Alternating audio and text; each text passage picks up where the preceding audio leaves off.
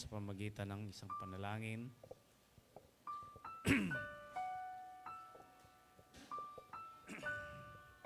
Amen. Tayo manalangin. Panginoon, nagpupuri at nagpapasalamat po kami sa biyaya ng buhay, Panginoon. At salamat po sa kalakasan na muli pong ipinagkaloob mo sa amin, ipinahiram, Panginoon. Sa nakalipas po na isang linggo na kami ay iyong iningatan, binigay ang aming mga pangailangan sa araw-araw. Maraming salamat po, Lord. At kami po ay humingi ng paglilinis. Patawarin mo kami, Panginoon, sa aming mga gawi na hindi po nagbigay ng kaluguran sa iyong banal na pangalan. Ang aming mga naisip, na salita, na gawa na hindi po naging kalugod-lugod sa inyong harapan. Panginoong Hesus, dalangin din namin na hugasan po kami ng iyong banal na dugo. At gawin po kami karapat-dapat na tumanggap po ng mga pagpapala mo sa umagang ito. Linisin po ang aming puso, ay handa mong puso namin at aming isipan sa pakikinig po ng iyong mensahe sa umagang ito, Panginoon. Dalangin din po namin na pangunahan mo po ang bawat bahagi ng aming panambahan, ang aming pag-aawitan, Panginoon, ang aming pakikinig ng iyong salita. At dalangin din namin na pangunahan po ang aming pastor sa kanyang paghahayag po ng iyong mensahe. Sa mga kapatiran, Panginoon, na paparating pa lamang, dalangin po namin na sila ay ingatan mo po, Panginoon, at makasama rin po namin sila sa gawain sa umagang ito.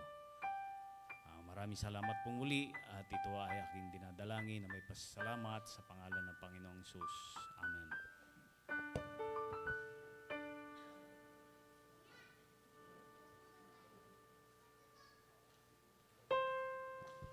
Hello, sound check. Manatili po nakatayo, tayo pumawid sa Panginoon.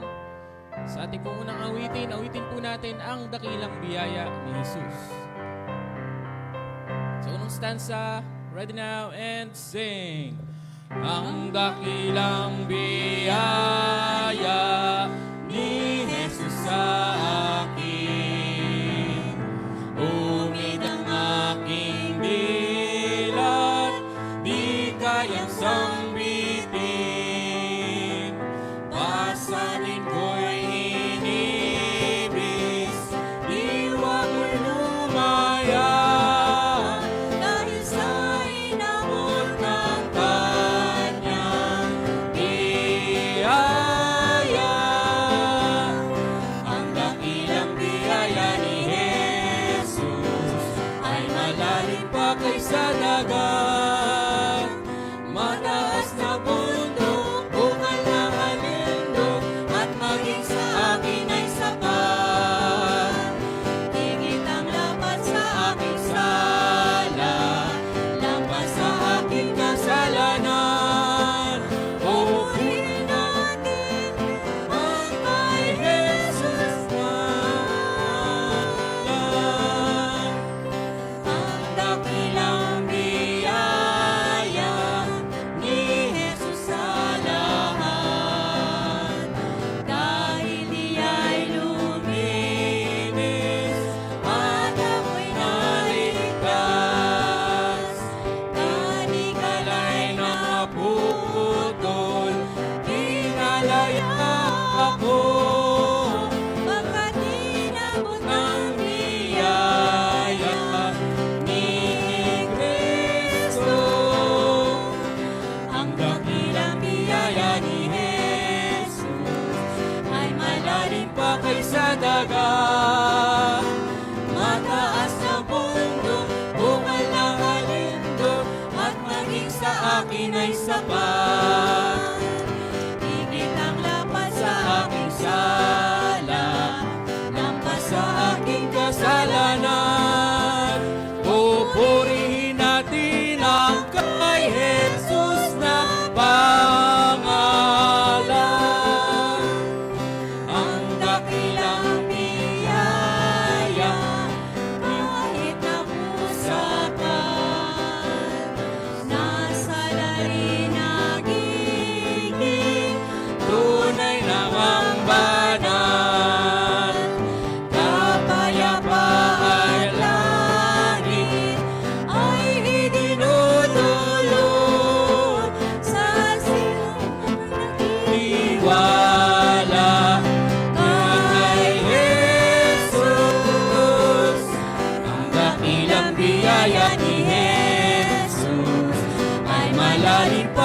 sa dagat.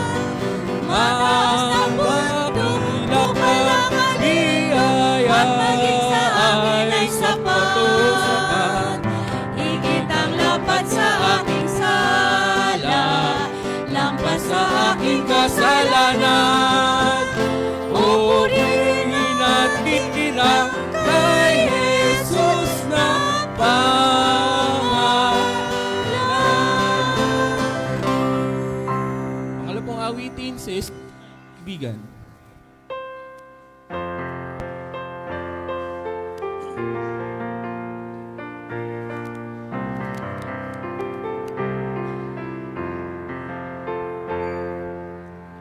Jesus ay kaibigan,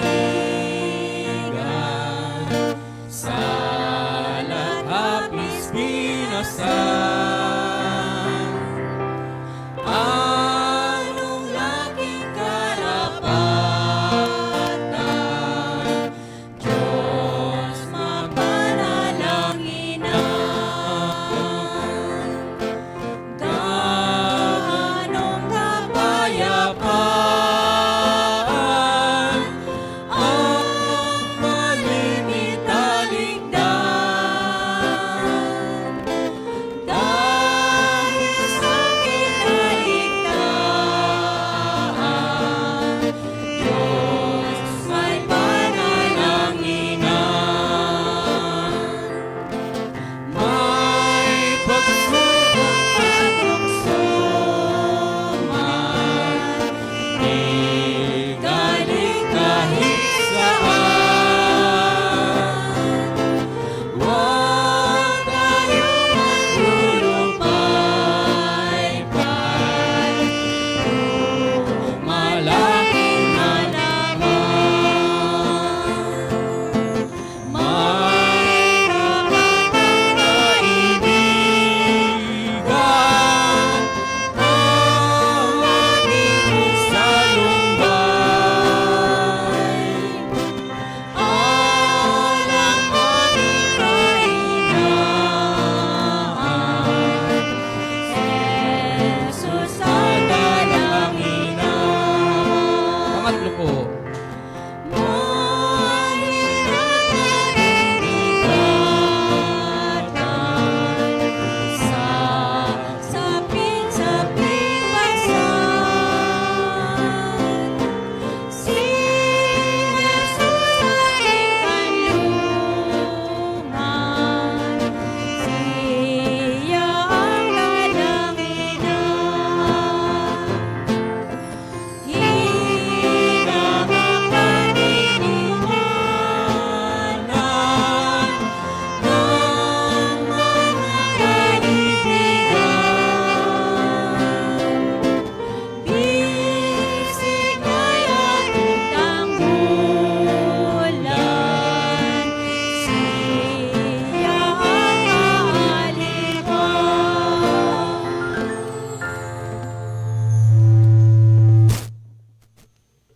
Para scripture ko po si Brother Ace Pajardo.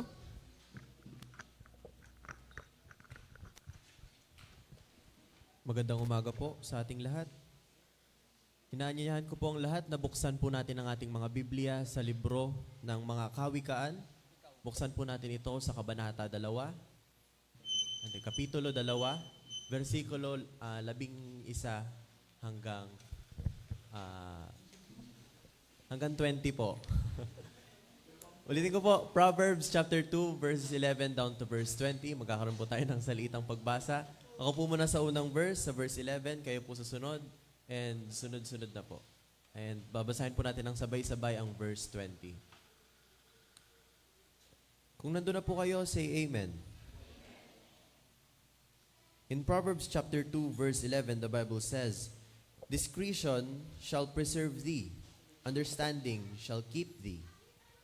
To deliver thee from the way of the evil man, from the man that speaketh froward things. Who leave the paths of uprightness to walk in the ways of darkness. Who rejoice to do evil, and delight in the frowardness of the wicked. Whose ways are crooked, and they froward in their paths. to deliver thee from the strange woman, even from the stranger which flattereth with her, which forsaketh the guide of her youth, and forgetteth the covenant of her God. for her house inclineth unto death, and her paths unto the dead.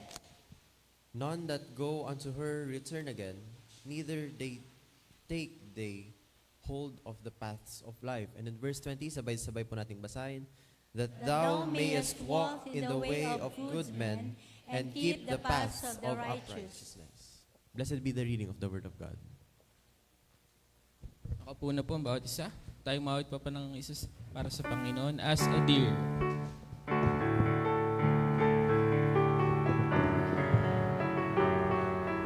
Lord, sound check. From the first verse, ready now and sing. As a deer panteth for the water, so my soul unto thee. You alone are my heart's desire, and I long to worship thee. You alone are my strength, my shield. To you alone may my spirit yield. You alone are my heart's desire, and I long to worship thee. You're my friend, and you are my brother, even though you are a king. I love you more than any other, so much more than anything. You alone are my strength, my shield. To you alone may my spirit yield. You alone are my heart's desire, and I long to worship thee. I want you more than gold or silver, only you can satisfy. You alone are the real joy giver, and the apple of my eye. You alone are my strength, my shield. To you alone may my spirit yield. You alone are my heart's desire, and I long to worship thee.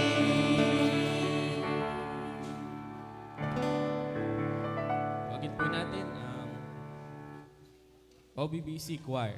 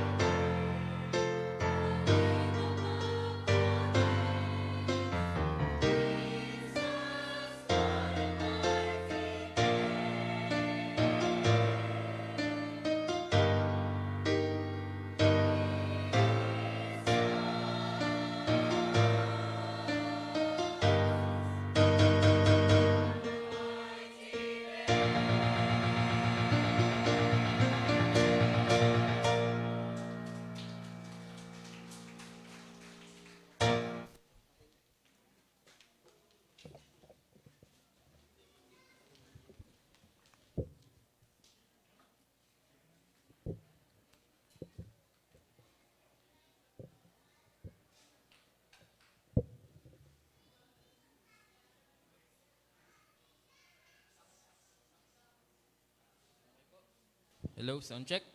Okay, matutunghayan po natin ang special number na ngayong umaga. Tawagin ko po ang Saxophone Boys.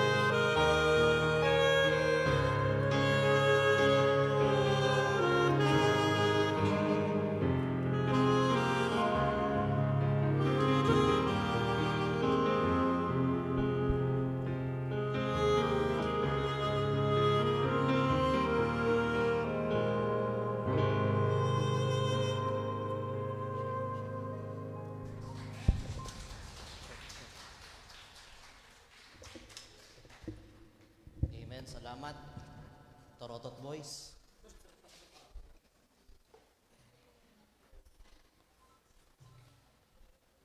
Salamat po sa mga talento na ating pinapagamit sa ating Panginoon. At sa mga susunod na henerasyon, sino kaya ang magmamana ng kanilang mga talento, ano? I hope we can pass that talent to the next generation so that it will be useful to our Lord Savior, ano? Isang magandang araw po sa ating lahat. Good morning. Salamat sa Panginoon, pinagbigyan tayo ng magandang panahon. Bagamat sa ibang lugar ay malakas pa rin po ang ulan. At lately, nabasa na ang mga kabukiran, nadiligan na ang mga kagubatan, at binigyan din tayo ng pansamantalang kapahingahan. Ngayon naman po ang panahon para tayo ay dumako sa bahay-sambahan. Amen? So, salamat. And if it happened na di po tayo nakarating, we can watch our streaming sa ating pong online. At alam ko, ay masarap pa rin matulog ngayong araw na ito. Mahirap gumising. But I'll be quick this morning. Mabilis lang po tayo. At habang ipagpapatuloy natin yung ating series, supposed to be ay tatapusin ko yung natitirang 6. Pero sabi ko siguro tama na yung isa. At i-meditate natin, ano? So, please do stand with me and turn your Bible once again in the book of Romans chapter 15. Romans chapter 15. Diyan pa rin po yung ating passage in verse 4. Again, we don't have much announcement. Focus natin ay salita ng Diyos. I'll promise, maiksi lang tayo. Kaya kung tayo man ay inaantok, mamaya nyo na po ituloy. Kasi sayang yung ating pagbibihis, sayang yung sakripisyo, sayang po yung salita ng Diyos. Ano? Romans chapter 15, verse 4, the Bible says,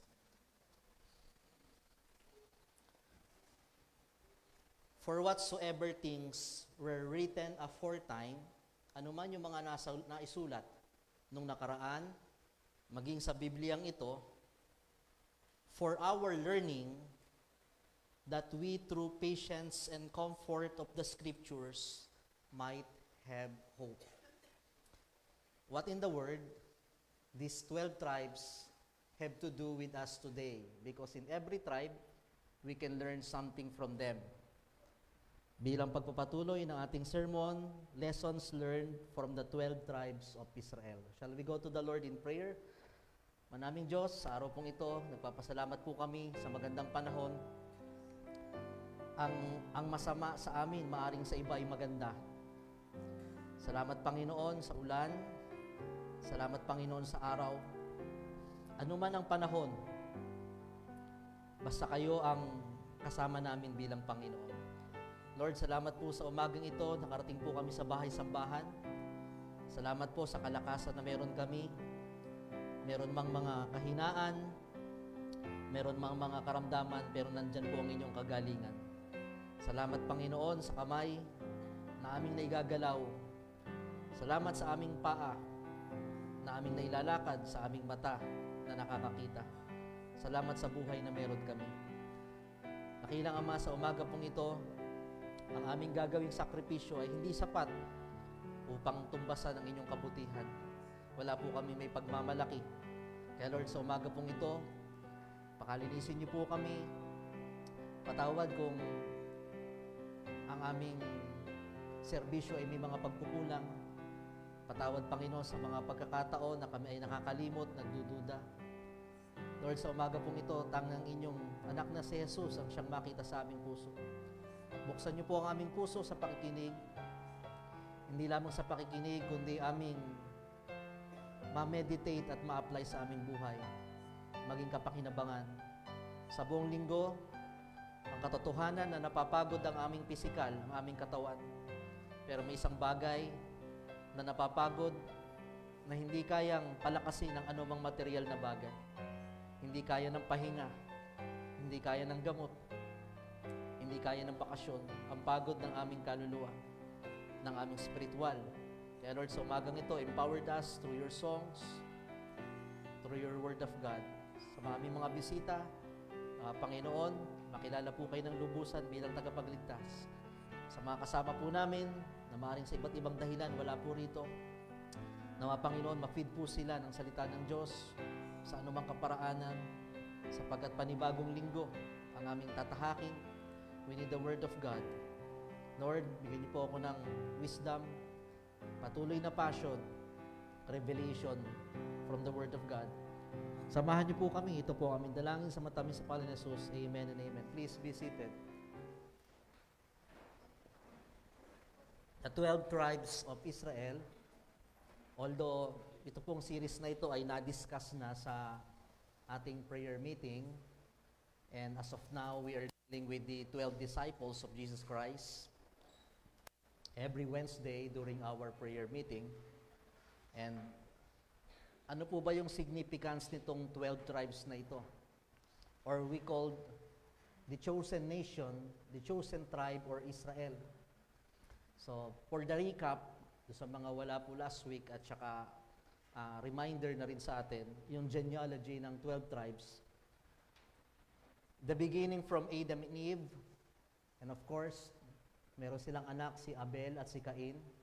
Yung isa ay pinatay, yung isa is unworthy to bear the blood of Christ. That's why nagkaroon ng panibagong anak, si Seth.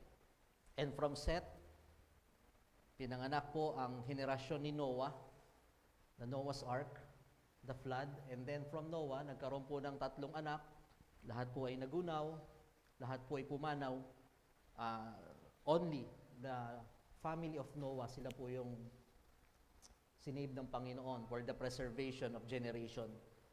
And among the children of Noah, Ham, Shem, and Japheth, mula po sa lahi ni Shem, ipinanganak naman po ang lahi ni Abraham, na kung saan ibinigay yung first Abrahamic covenant, yung pangako ng Panginoon sa lahi ni Abraham, na padadamihin ko ang iyong lahi. I will multiply as numbers of the suns or the stars. Hindi ganun kabilis na dumating yung pangako ng Panginoon, parang exaggerated. Padadamihin na ang iyong mga anak na hindi mo mabibilang ang iyong lahi. During that time, wala silang anak. At matapos ipangako ng Panginoon, hindi pa rin sila nagkaanak ng matagal na panahon. But whatever God had promised, it will come to pass. God's delay is not God's denial. It took a lot of patience and faith. So from Abraham, dumating yung time, pinanganak si Isaac.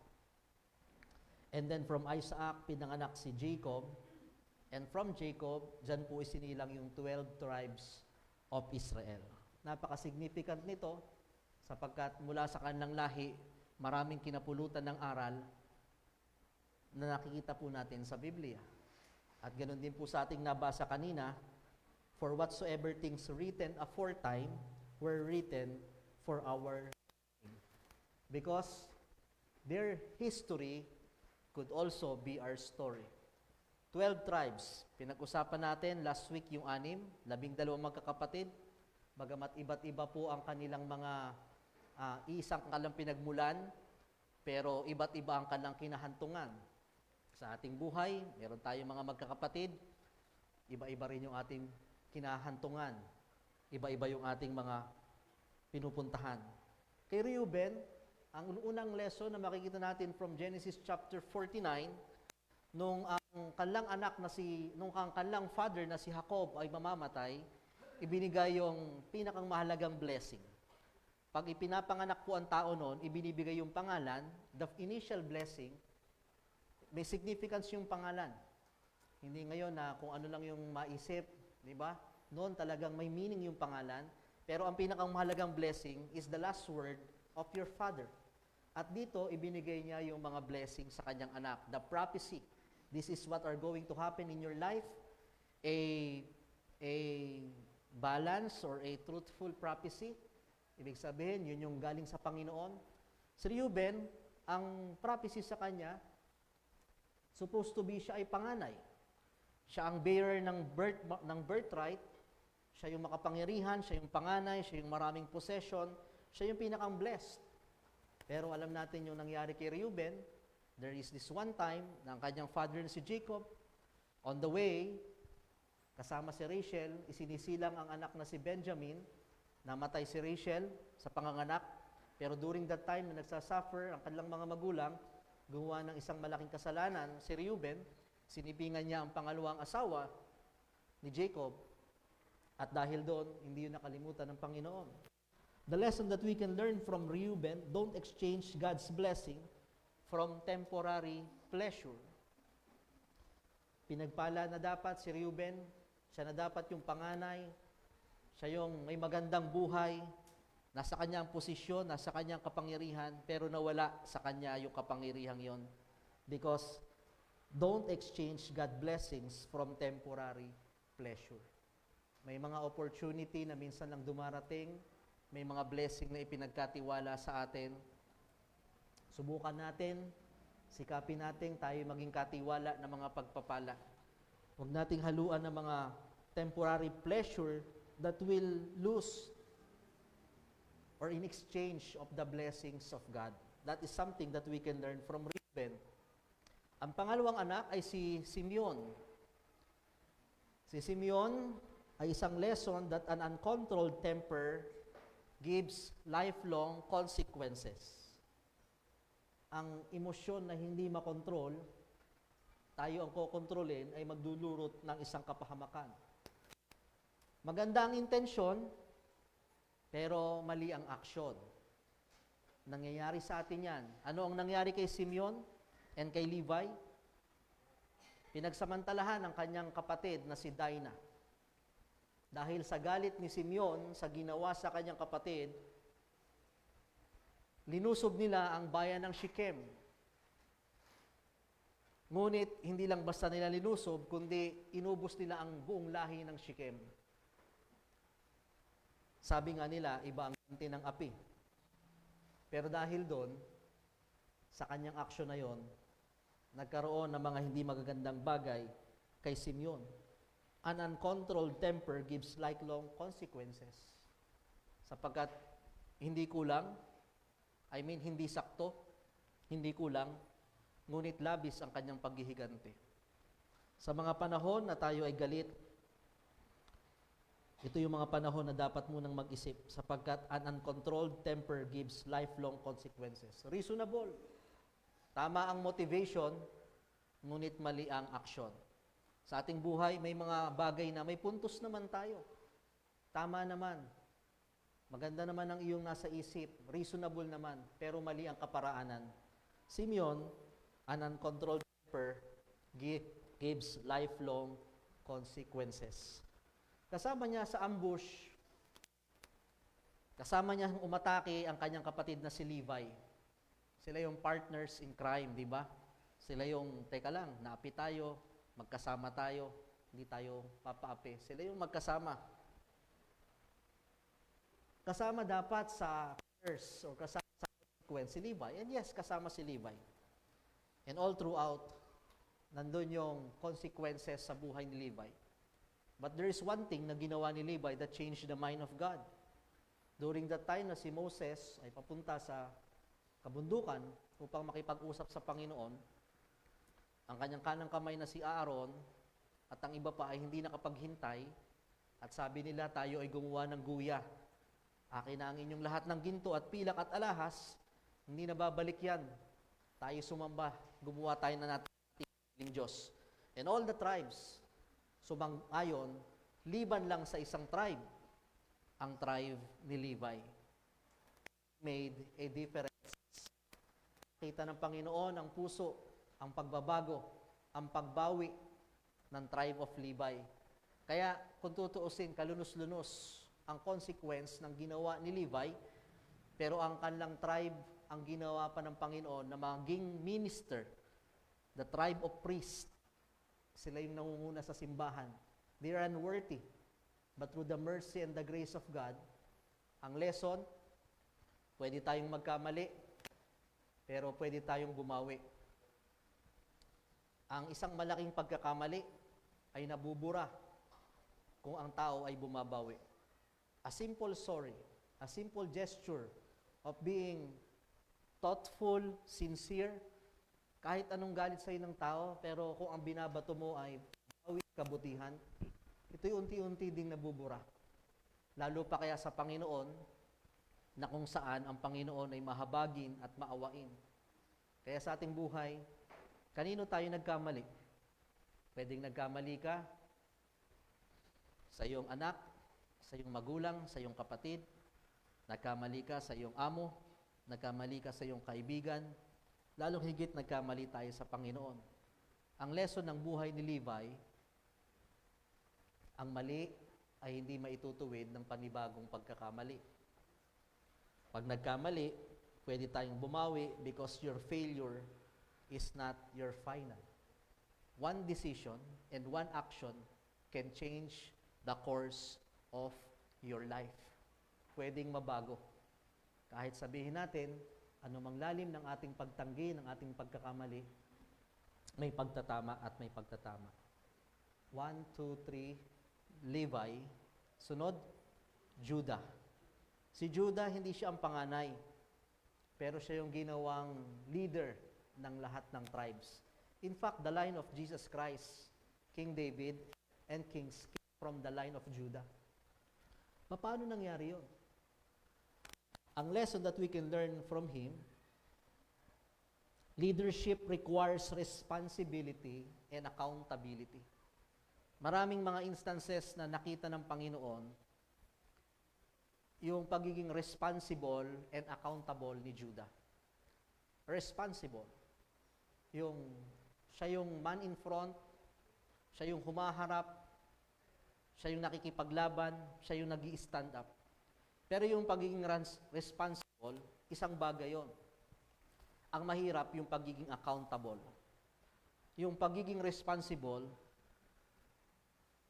you are ready and eager to show up when everything is good. Ang daling mag-raise ng hand, ang daling magpakita kapag tama lahat yung ginawa.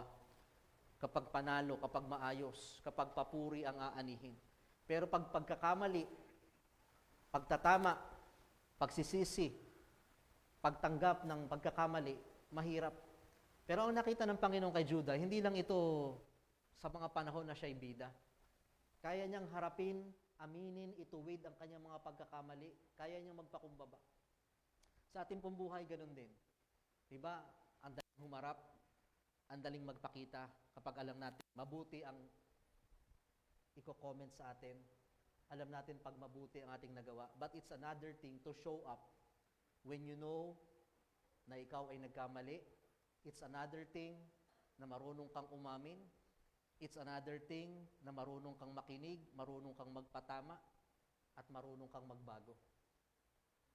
Si Judah, hindi lang nakita yung pagiging responsible ng Panginoon. A true leader, someone who rise to the power, is not just responsible, but also learn to be accountable. Accountable. Sa ating pong buhay, hindi lang masarap pakinggan yung mga praises. Yung praises, it boosts our moral, yes. It encourages us. Pero yung mga blind spot natin, yung mga pagkakamali natin, mahirap mang pakinggan. Pero ito yung mas magpapatatag sa atin, mas magtuturo sa atin. We don't always block those negative vibes or comments. Minsan, reasonable tayo na kilala ko ang sarili ko, hindi totoo yan. Yes, may mga ganong pagkakataon. Pero pagka higit sa isa, dalawa, tatlo, apat, lima, ang iisang puna, baka may puntos. We need to check ourselves. Are we really accountable? Sapagkat matututo rin tayo doon. And sometimes, the one who gives you, ito minsan ang talagang tunay na magbibigay sa'yo ng pagtatama at kamalian, hindi lang someone that close to you. It's your enemy. It's your enemy. Sapagkat ang enemy, hindi sila magsasabi ng mabuti. Lahat ng masama aalamin nila tungkol sa inyo. And it may sounds bad, pero yun yung way para talagang ma-reveal ano yung mga dapat nating ayusin. In the life of Judah, responsible, not just responsible, but even accountable. Kay Dan, ano ang matututunan natin kay Dan? Hindi masyadong naipipreach si Dan. Convenient over commitment. Pagdating nila ng promised land, okay, may ilinaan na lupa ang Panginoon, si Jacob, para sa tribe of Dan. Dito kayo. Pero may mga konting kalaban pa doon. May mga ayusin pa kayo, may mga isasaka pa kayo, may mga konting hirap at gagawin pa. Ang ginawa ni Dan, lumipat siya ng lugar. Pagod na kami sa biyahe, malayo ang wilderness, hindi pa pwedeng titira na lang. Hindi pa pwedeng wala nang tatrabahuin, hindi pa pwedeng wala nang laban.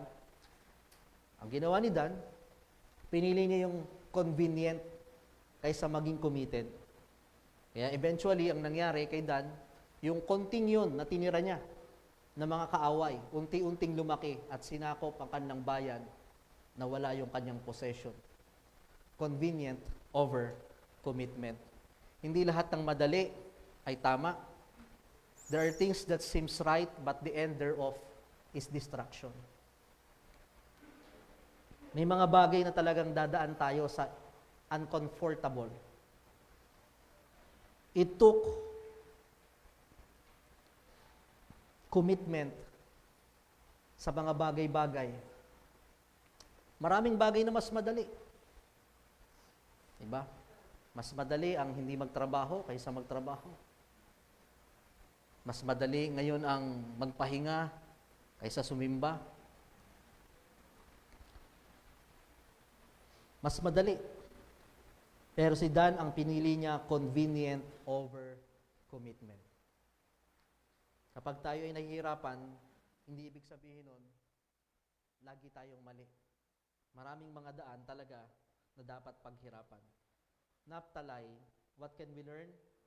Sa Genesis 49, ang symbol na binigay sa kanya, hin. Or sabihin nating deer or usa.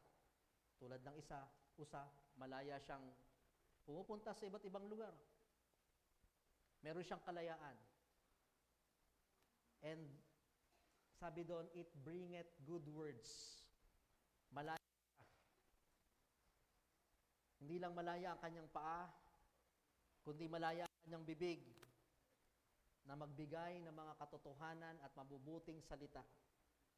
Naphtali, use your freedom for the glory of the Lord. Freedom. Malaya.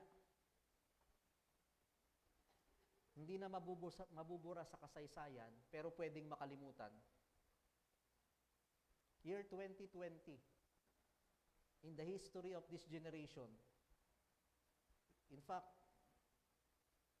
even in the past generation, naranasan natin na tayo ay makulong. Hindi man sa mga selda, ngunit sa ating mga tahanan. Diba?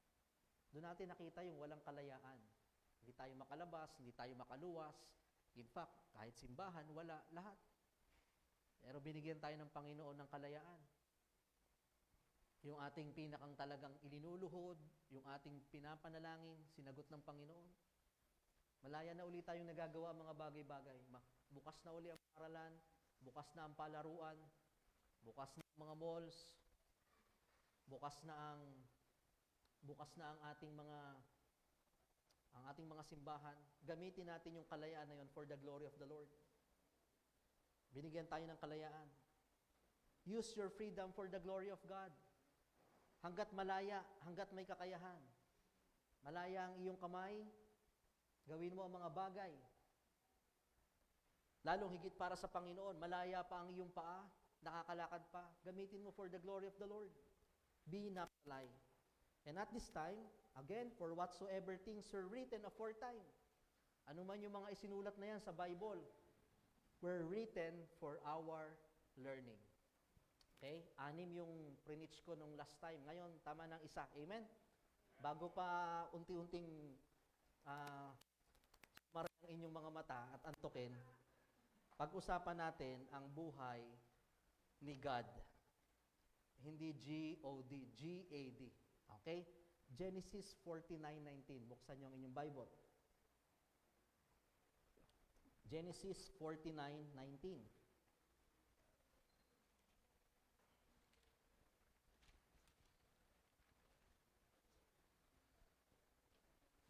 Okay?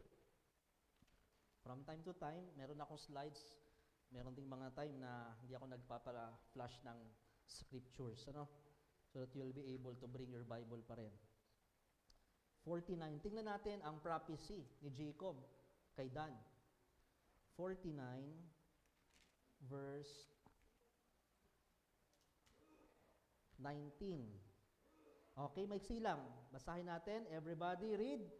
God, a troop shall overcome him, but he shall overcome at last. Okay, sino ang nag-preach nito? Si Ace. So, ang propesya sa kanya, warriors.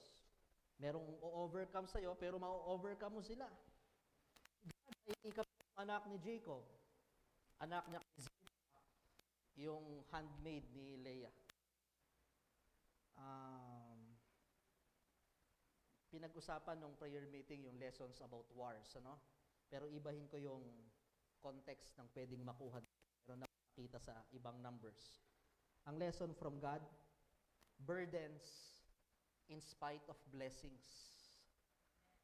Concern in spite of comfort. God, sabi doon, troop shall overcome him, but he shall overcome at the last. Pero hindi yun ang expound natin. I want you to turn your Bible in the book of Numbers, chapter 32, verse 1. We can see here, yung situation ni Dan, ni God, mas pinili niya pa rin yung concern over comfort. Isinantabi niya pansamantala yung blessings at nandun pa rin yung kanyang burden for his brethren. Numbers chapter 32, verse 1. It says, Tagalog ako, ang mga anak ni Reuben at ang mga anak ni Gad, Reuben, Gad, ay mayroong napakaraming hayop at nang kanilang makita ang mga lupain ng Jazer at ang lupain ng Gilead or Galaad, na narito ang dako ay minagaling nilang ang dako ng hayop. So ito na po yung pagpasok nila. Okay? Tingnan natin yung mapa ng 12 tribes. Sige nga. So, somewhere here, dito po sa baba, dito po yung Egypt. Okay? Ito yung Egypt. Kung tutuusin, going to the promised land, diretso lang dito eh. Okay? Ang nangyari, tumawid sila ng Red Sea sa baba, nagpaikot-ikot sila dito sa wilderness, and then dito sila pumasok sa kabilang side. That's why it took 40 years. Pero kahit malayo yun, hindi abutin ng 40 years yun eh. Pero dahil may lesson pa ang Panginoon, kung tutuusin, 40 days straight. So dito sila umikot sa ilalim. Okay? So pagpunta po nila dito, remember this, sa taas po yung tinatawag na Sea of Galilee. Yun yung maraming miracle ang Panginoon. Okay? Although siya ay lake, pero Sea of Galilee. And then, yung pong pababa, dyan po yung Jordan River. From Sea of Galilee sa taas, Jordan River. Okay? Dyan po mostly yung baptism. Yun yung naghahati sa Israel at sa Jordan. And then somewhere here, the Dead Sea. Dyan may iipon lahat yung tubig. At sa tubig na yon, walang outlet, nagiging patay. Nagiging Dead Sea. So makikita po natin dito, dito sila umikot. Ito po yung mga lupang ipapamahagi. Okay? So from Jordan, ito po yung Jordan, ang unang, supposed to be, lahat po yan lahat po yan part ng Promised Land. So ang una pong nakakuha ng lupa, papunta dito, si Reuben at si Gad. Marami silang hayop. Sila may pinakamaraming hayop. Bukod sa kailangan pa nilang itawid ng river, nakita nila napakaganda ng lupaing ito. Mabubuhay dito ang aming mga saka. Komportable. Hindi na kami tatawid pa doon sa dulo. O sige, inyo na yung malapit sa dagat, amin ang malapit sa ilog. Panatag, patag, unang-una kaming mabibigyan, unang-una kaming pinakang malapit. So makikita po natin doon, it may seems comfortable for them, especially for God. So they can choose to stay for the comfort. Ngayon, sila yung unang-una, di ba? Bago tumawid. Nung nandun na po si God, si Reuben, they can choose to stay in their comfort zone. Problema, yung ibang kulay dyan, yung iba niyang kapatid, hindi pa nasasakop yung bayan. May mga gera pang dapat paglabanan at pagtagumpayan. May mga kaaway pang naninirahan doon. Nung pumasok sila, sabay-sabay, syempre may mga kaaway pa doon sa lupa ni God, pinaalis na, sama-sama sila. And then, naiwan na si God, teka lang, may lupa na ako dito. Mauna na kayo dyan. Pero ang problema, may laban pa. Pero ang tribe of God, kung tutuusin, safe na kami. Maganda na ang buhay namin dito. Pero yung iba nangangailangan pa. Kaya nga nung una nagalit si Moses. Bakit? Kasi iniisip ng Moses, naiiwan itong magkapatid, ang kanyang mga kapatid na Israelita. Papunta sa Kanaan. So what will be the response of God? In verse 17 and 18, Numbers chapter 32, basahin natin. Numbers 32, verse 17 and 18. Nung dumaan na sila sa kanilang teritoryo, na ilagay na ang mga hayop, nandyan ang mga pamilya, nagtatayo na ng mga tent, unti-unti nang maayos ang lahat, komportable. Habang ang mga bansang, ang kanya mga kapatid, ay makikipagdigmaan pa rin para makuha ang lupa. Anong sabi ni God? Ngunit kami, sa English, but we ourselves will go ready armed before the children of Israel until we have brought them unto their place. And our little ones shall dwell in the fenced cities because of the inhabitants of the land. And verse 18, we will not return unto our houses until the children of Israel have inherited every man his inheritance.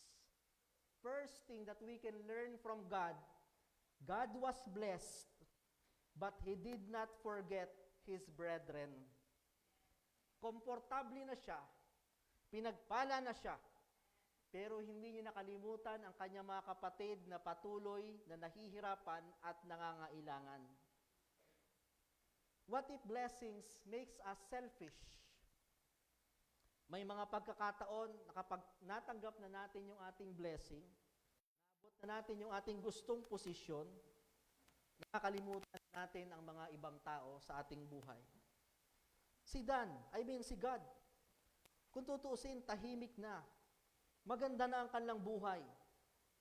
Maghihintay na lang sila ng kanilang mga ani, ng kanilang mga tanim. Reasonable na hindi na siya bumaba sa kanyang mga kapatid at pwedeng sabihin niya, busy kami dito. May mga hanap buhay na kaming inaasikaso. They can say that they are weary. Pwede nilang sabihin na pagod kami. Nagtanim kami, nag-ani kami. Reasonable. Marami siyang pwedeng sabihin. Pwedeng sabihin niyang, problema niyo yan. Nung pumasok tayo dito, pinapipili kayo. Hindi niyo pinili. Decision niyo yan. But God knows the responsibility. Why? God was blessed, but He did not forget His brethren. Mga kapatid ko to eh. Mga kasama ko itong tumawid sa Red Sea. I have a responsibility not just for me, but for them as my brethren. Kaya nga nag-commit na sila ni Reuben, we will not return unto our houses. Matapos silang makapagbakod, matapos makapaglagay ng mga pagkain, sabi doon, sasama tayo.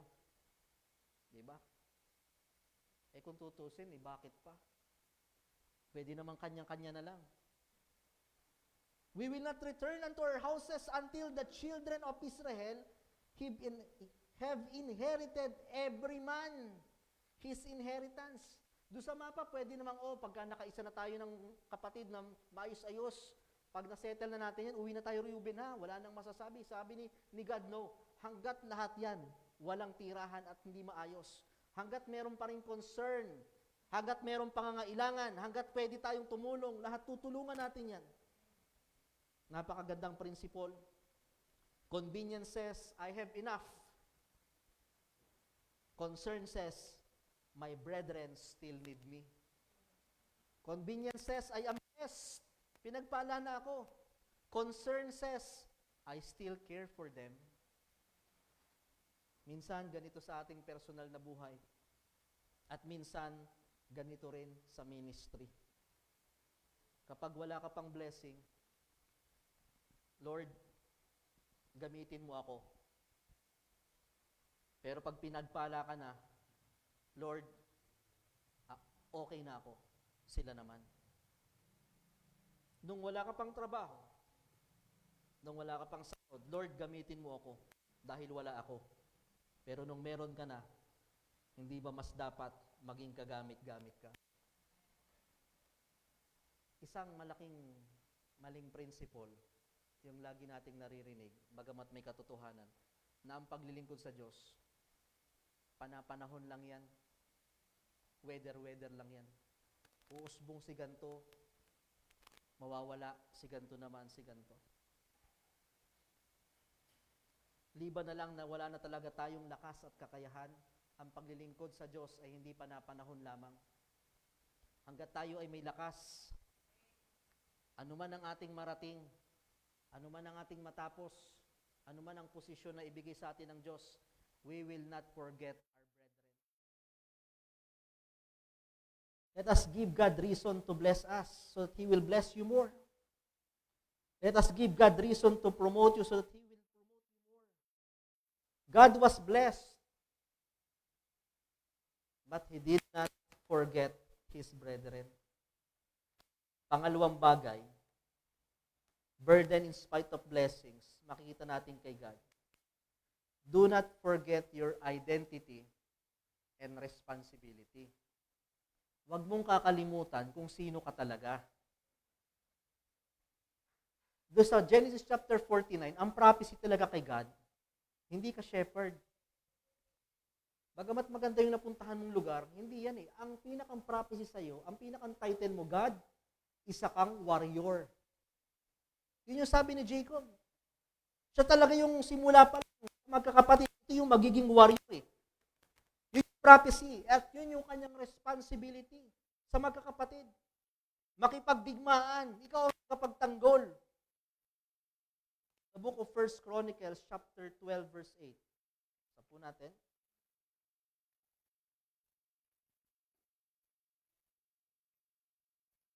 First Chronicles.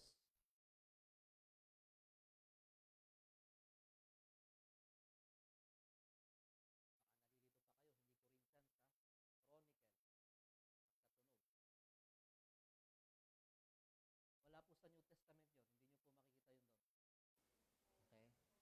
Baka mamaya hindi na tayo sanay magbukas ng Bible. Okay?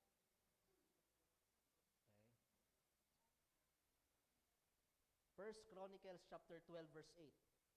Warriors eh. Ito, after some years anong nangyari? And of the Gadites, mga taga-Gad, there separated themselves unto David into the hold of wilderness men of might. Si David, sa panahon nila, may mga tinatawag na mighty warriors. At sila po yung tribe of God. Nagkatotoo yung propesiya. Nagkatotoo yung kanilang identity sapagkat they are not just farmers, they are warriors. Warriors ka. Warriors ang title mo. Tapos mag-i-stay ka sa sakahan, mag-i-stay ka sa tupahan, tanim ka na lang, walang masama dyan. But God remembered na hindi yun ang kanyang ultimate purpose and responsibility. He was born to fight. He was born to war. As Christians, we have many responsibility. We have many titles. We have different positions in our seculars. But we must remember na ang Panginoon, our Father, our Creator, our give us an identity. We are soldiers of Christ. We are warriors of Christ. There is an earthly purpose, but there is also a heavenly purpose. May mga tungkulin tayo sa lupang ito, may mga posisyon, may mga title tayo, pero wag nating kalimutan yung title natin. We are Christians. We are servants of the Lord. We are ministers. We are worshipers. God called us soldiers or warriors of Christ. So be it. So be it. The soldiers are the one who serve. The one who fight. The one who commit. The one who share and the one who sacrifice. If God is doing those things, leaving His identity for His brethren as a warriors, not despising His other position, as warriors and soldiers of Christ, what are we doing to serve our church? Hindi naman masama na talagang ang buhay natin, marami tayong napaglingkuran sa labas. Pero sana, may masasabi mong panahon na talagang more than sa pagsimba natin, nagkaroon tayo ng malalim na paglilingkod sa Diyos. Because our title is not just in this world. If soldiers of Christ, how are we fighting for our brethren and for our church to survive and to conquer every land and every visions and dreams and missions? Kasama ba tayo sa laban? Be a soldiers of Christ. Alam ni Dan kung God paano balansehin. Hindi ko naman i-despise yung aking mga property, yung aking mga position, yung aking family. Pero hindi ko rin pababayaan yung pangalang ibinigay sa akin ng Diyos. As soldiers of Christ, we must fight. We must serve. We must stand in times of need. Tumatayo tayo pag nadadapa. We must serve and we must sacrifice. We must fight. Lumalaban tayo bagamat mahirap, bagamat we struggle. We stand up. Ang Kristiyano, pag may laban, kapag may gagawin, kapag may pangangailangan, ang Kristiyano, pagdating sa gawain, tumatayo, hindi nagtatago.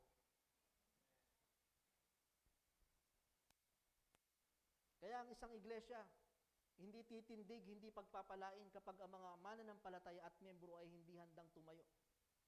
And we thank the Lord.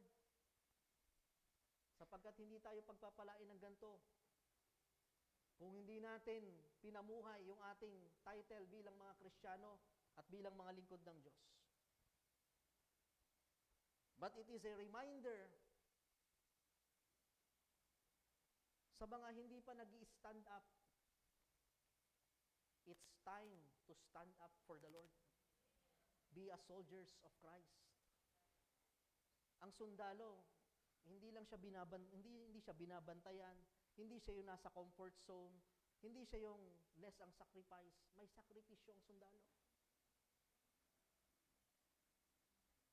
We must fight. And number 3, the last. Tumagal pa rin eh, sabi ko may silang yun. Are you still there? Makikita natin kay God. Okay? Distance,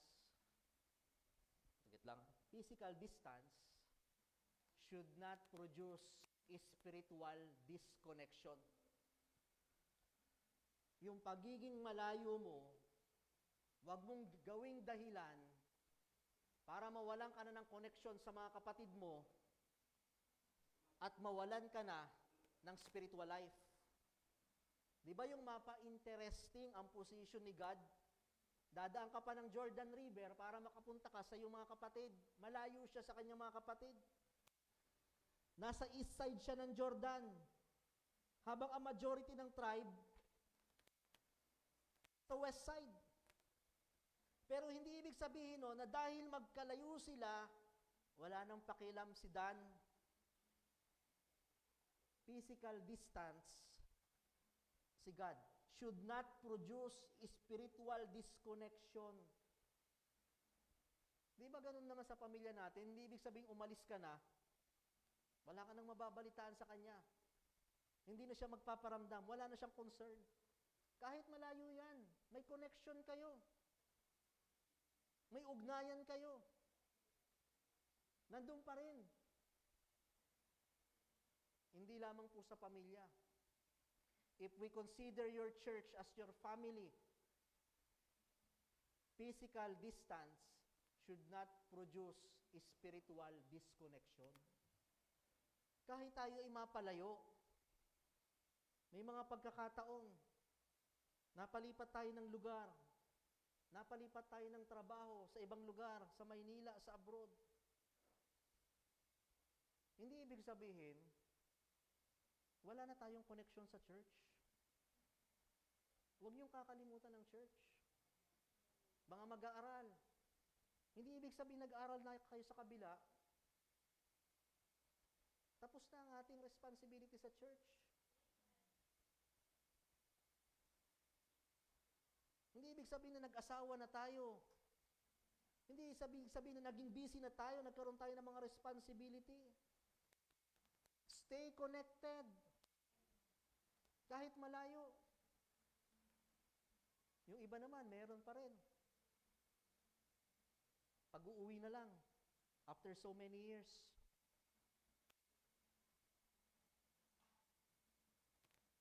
Even though you are still distant, katulad ni God, connect. In fact, you should. That is for your spiritual health. Kaya, I appreciate sa ating mga members na kahit malalayo na, napunta ng ibang lugar, lalo pa kung tinuturing mong you're still member of this church, nandyan pa rin. Nagpaparamdam, concern pa rin, nagsiserve pa rin, gumagawa pa rin ng paraan how they can serve. Pero sana sa atin, sa mga susunod, wag naman natin i-despise ang church na parang wala lang, na para bang tapos na. Binigay na ng Panginoon yung trabaho ko, nakapasa na ako sa pag-aaral, nakapag-abroad na ako. Stop. Nandito na ako. Parang si God, may tupa na ako, komportable na ako. Tsaka na lang uli pag kailangan ko ng church. Huwag sana ganun. How can we connect? Paano tayo makakakonect sa church in spite of distance? Kapalad tayo ngayon, meron na tayong technology, meron na tayong stream. Yan yung blessing ng pandemic. Diba? Na talagang kung meron mang malalim na rason na tayo man ay napalayo, kaya ginawa yan. You can still connect. For those members, I hope if you miss the Sunday, you have time to watch our stream even in replay.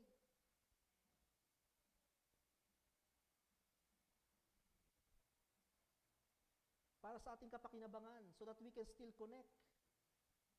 A simple like, share, or comment, nagpaparamdam. Salamat sa mga nanonood sa ating stream ngayon. Kahit hindi natin mga members, mga nanonood. Kaya lang, yung mismo mga members natin ang wala. Magre-replay. Ay, kung nag-replay ka naman, iparamdam mo namang talagang nakinig ka. Salamat po, blessing, nakapakinig. Paramdam. Even though you are in distant, ang Diyos gumawa ng kaparaanan na kahit malayo ka, makakakonect ka. Social media. Yung social media yan, bago maipost, dumaan yan sa mga photographer, dumaan yan sa mga editor, inayos pang lahat para ma-post yung mga nangyayari sa church. Mag-like ka man lang. Ang dami mong linalike ng mga vlogger at influencer. Post ng church, wala ka man lang malike. Para malaman namin, teka lang, nagpaparamdam pa naman. May connection pa, concern pa.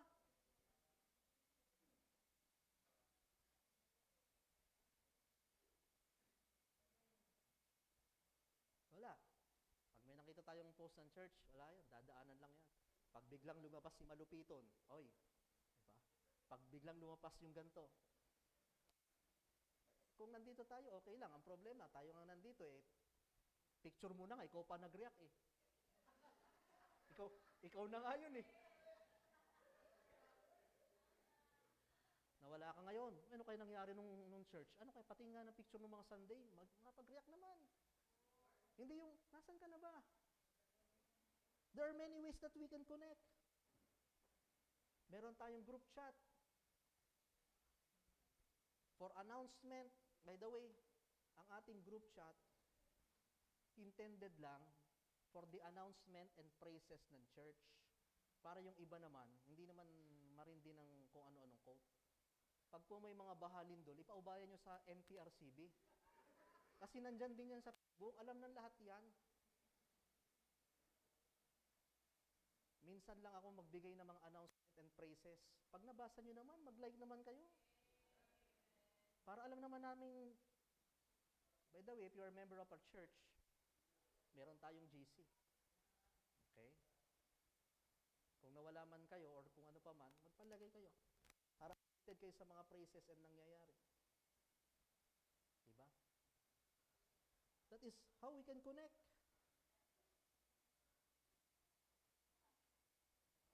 We can message our leaders, our members. May mga distant ministries tayo. O yung mga estudyante nating wala dito, binibigyan ko ng ministries kahit malayo. Tumulong kayo sa graphic media, kahit malayo kayo ang mag-YouTube, kayo ang mga ano. Para magkaroon pa rin kayo ng ministries kahit malayo kasi pag wala. Diba? Pero problema, pagka nagbibigay ka ng nagbibigay, wala namang commitment. Hindi nagsisin, hindi nagpaparamdam. Nawawala yung connection. Ano yung mga pwede natin gawin na kahit malayo, we can be concerned to our church through giving and sharing with our needs.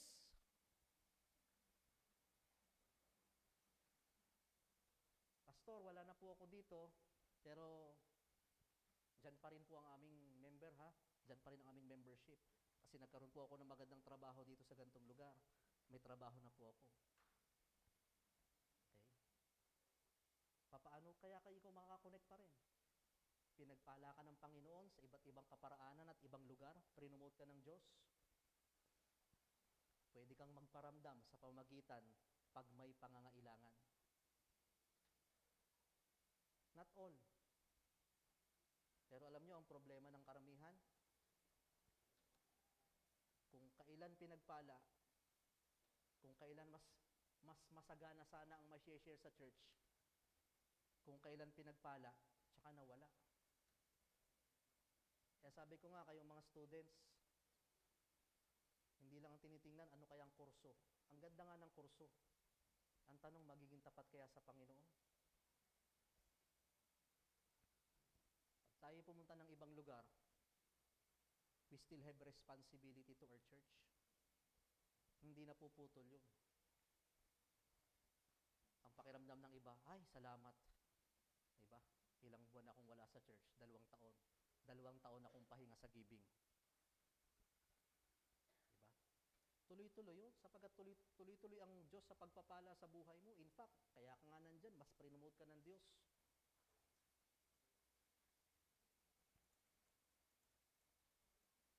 Hindi yung pag tayo'y nawala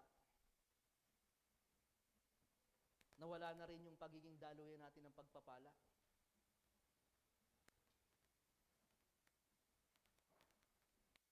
There are many ways that we can connect. Pag-pray natin next year, magsisimula tayo ng ministry, yung ating online connect, exclusive for our members abroad. Iipunin natin sila ng magkakatugma-tugma ang oras. Probably, once a month or every other month so that they can still connect. Para malaman natin sino pa ba yung connected sa atin. May mga pagkakataon man siguro na talagang walang signal, talagang, pero laging may paraan eh. Basta't ang tandaan natin, laging babalik-balikan ang pinanggalingan. Hindi nyo mabubura sa kasaysayan ng inyong spiritual at Christian life ang OBBC naging bahagi. Huwag basta kalimutan. Ang church na ito, ang kinasangkapan ng Panginoon, kung hindi man nakakilala sa Diyos, pinalago ka, pinalakas ka, tinuruan ka, at pinanalangin ka para maabot ang trabaho, posisyon na meron ka. Huwag kakalimutan, sapagkat ito ang ating bahay-sambahan. God, ano ang lesson kay God? Burden in spite of blessings. Nandun pa rin yung burden niya na papaano naman ako makakatulong, pinagpala ako. Concern in spite of comfort. Komportable na ako, pero may iba pa bang concern? May kailangan pa ba? May pwede pa ba akong maitulong? Kaya sa ating pumbuhay, bigyan nyo ng Diyos ng dahilan upang kayo ay iangat, pagpalain, and He will bless you more. Tayong lahat ay tumayo. Let's pray.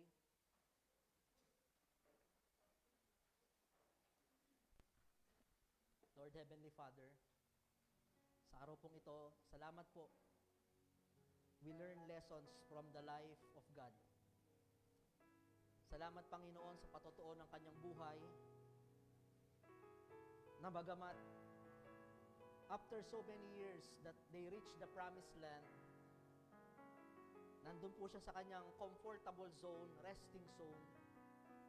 Mula sa kanyang buhay, pinalala niyo po sa amin that we can still be concerned and burdened with the needs. Lord, pagpalain niyo po ang bawat isa so that we can bless others. Make us strong so that we can strengthen others. Bless us. Pero Lord, maaring inihahanda niyo rin kami sa blessings.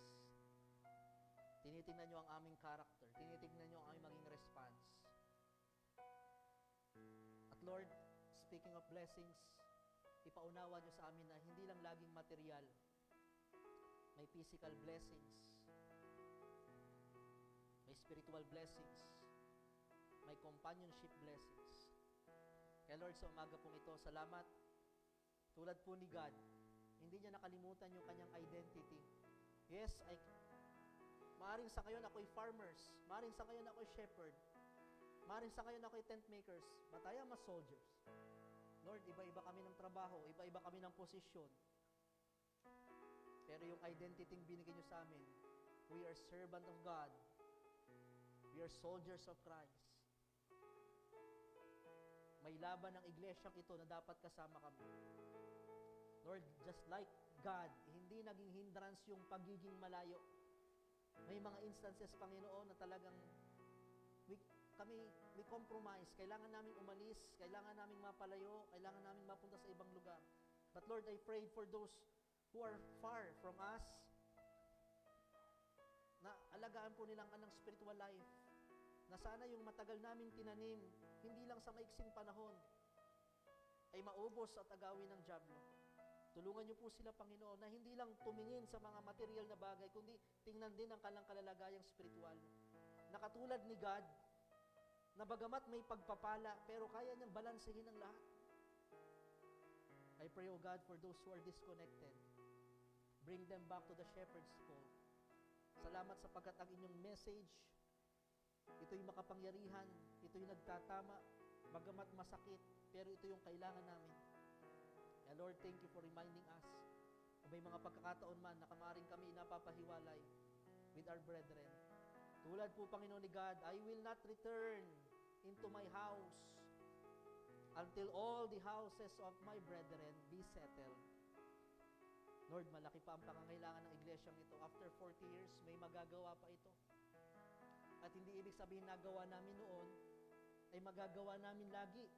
Sapagkat it takes commitment, it takes a servant of God, it takes a sincere commitment to continually inherit the land, the vision, and the mission. Kaya Lord, sa umagang ito bilang aming kaloob, ito'y aming pinagpaguran, pero sa inyo nanggaling ang aming puhunan. Salamat sa lakas. Salamat sa meron kami. Salamat sapagkat ito'y aming napagkakasya. Lalong salamat kung may kami pa ay sumusobra. Make us a blessings, maliit man o malaki kung anong pinagkatiwala nyo sa amin. So that we can continually inherit the promised land. And Lord, basbasan niyo po ang mga kaloob. Ito po aming dalangin. In Christ's name we pray. Amen. Remain standing as we sing for our offering.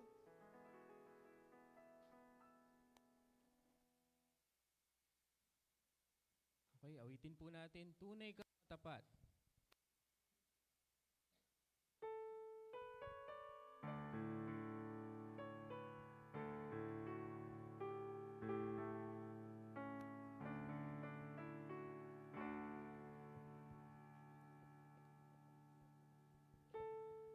Tunay kang matapat. For our first verse, ready now, sing.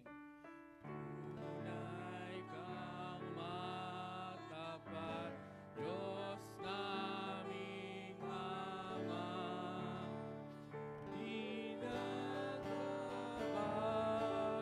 di nag-iiba. Mahapon matanghali, maumaga.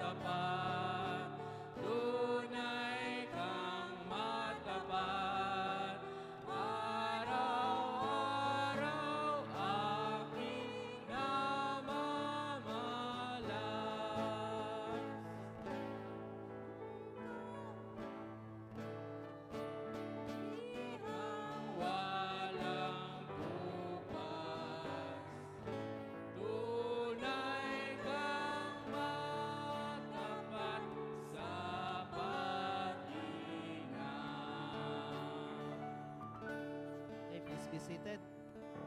Until month of August, we will sing Tagalog songs. Medyo mahirap dahil ngayon po ay buwan ng wika. Alright, we'd like to recognize our visitors this morning. Bagamat marami sa atin ang wala rin yung taga-check ng ating attendance ngayon. Kasama natin ang kupunan ni Sister Jaja, si Brother Kim, si Preacher Kim at si Sister Vanessa. Okay. Bahaba ngayon, kaya kayo nandito? Hindi kayo makatawid. Okay, iniwan yung mag-isa si Pastor Jerry doon. Anyway, may stream naman. Ibig sabihin, hindi pa rin passable itong ating mga daan. So, supposed to be bukas ay papunta rin sana ako ng Villa Cerveza para mag-meet up kami ni Robert doon. Pero siguro ipapapostpone ko muna pag talagang ganyang mga... Ang problema, parang nakita ko yung gano'ng katotoo yun, yung bilog-bilog, parang ilang bagyo yung DOST natin. Nandito ba si Kuya Jess? Parang 3 bagyo ata to. In fact, last night, hindi naman tayo may bagyo pero mabigat yung hangin kagabi nung isang araw. Tsaka walang humpay. Yung ating okay, lumindol pa. Nako po, mga kapatid. Sige, pero wala lang yan, tulog pa rin ang Kristiyano. Kahit bumahat lumindol, tulog pa rin. Mamaya po, magkaroon tayo ng masarap nating pamamahinga. At yung iba naman sa atin, second time, third time visitors, you are much welcome. At we don't have much announcements. Supposed to be, yung Team Pola, papunta rin sana ng Pola. Okay? Pero, babaha nga, hindi makatawid. Siguro use this time, maaga pa naman, Preacher Kim, si King at si Queenie, train mo ng streaming. Okay? By the way, may comment sa inyo, mahina ang inyong streaming. Nagbabasa ba kayo? Papagalitan kayo ni Nanay LB. Okay? Yan lagi nakikinig nating streaming. Tayong lahat ay tumayo. Mainit tayong magkamayan at mag-aawitan on the second stanza. Mabilis lang po tayo. Right? Waiting po natin na masigla, gumawa. One first verse, ready now and sing. Gumawa, gumawa, tayo.